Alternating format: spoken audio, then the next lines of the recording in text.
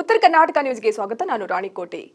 ಬೀದರ್ ಜಿಲ್ಲಾಡಳಿತ, ಬೀದರ್ ಜಿಲ್ಲಾ ಪಂಚಾಯತ್, ಕನ್ನಡ ಮತ್ತು ಸಾಂಸ್ಕೃತಿಕ ಇಲಾಖೆ, ಬೀದರ್ ನಗರಸಭೆ ವತಿಯಿಂದ ಸಂತ ಸೇವಾಲಾಲ್ ಜಯಂತಿ ಅಂಗವಾಗಿ ಇಂದು ಬೀದರ್ ನಗರದಲ್ಲಿ ಭವ್ಯ ಮೆರವಣಿಗೆಯನ್ನು ಹಮ್ಮಿಕೊಳ್ಳಲಾಯಿತು. ಸಂತ ಸೇವಾಲಾಲ್ ಜಯಂತಿಯ ಅಂಗವಾಗಿ ಸೇವಾಲಾಲ್ ಮಹಾರಾಜರ ಭಾವಚಿತ್ರವನ್ನು ಬೆಳ್ಳಿ ರಥದಲ್ಲಿ ಇರಿಸಿ ಬೀದರ್ ಜಿಲ್ಲಾಧಿಕಾರಿಗಳ ಕಚೇರಿಯಿಂದ ಶಿವಾಜಿ ವೃತ್ತ, ಹರಳೆಯ ವೃತ್ತ, ರೋಟರಿ ಕನ್ನಡಾಂಬೆ ವೃತ್ತದ ಮಾರ್ಗವಾಗಿ ಪೂಜ್ಯ ಡಾಕ್ಟರ್ ಚನ್ನಬಸವ ಪಟ್ಟದೇವರ ರಂಗಮಂದಿರದವರೆಗೆ ಭವ್ಯ ಮೆರವಣಿಗೆಯನ್ನು ಹಮ್ಮಿಕೊಳ್ಳಲಾಯಿತು. ಮೆರವಣಿಗೆಯ ವೇಳೆ ವಿವಿಧ ಸಾಂಸ್ಕೃತಿಕ ಕಲಾ ತಂಡಗಳು ಭಾಗಿಯಾಗಿದ್ದವು.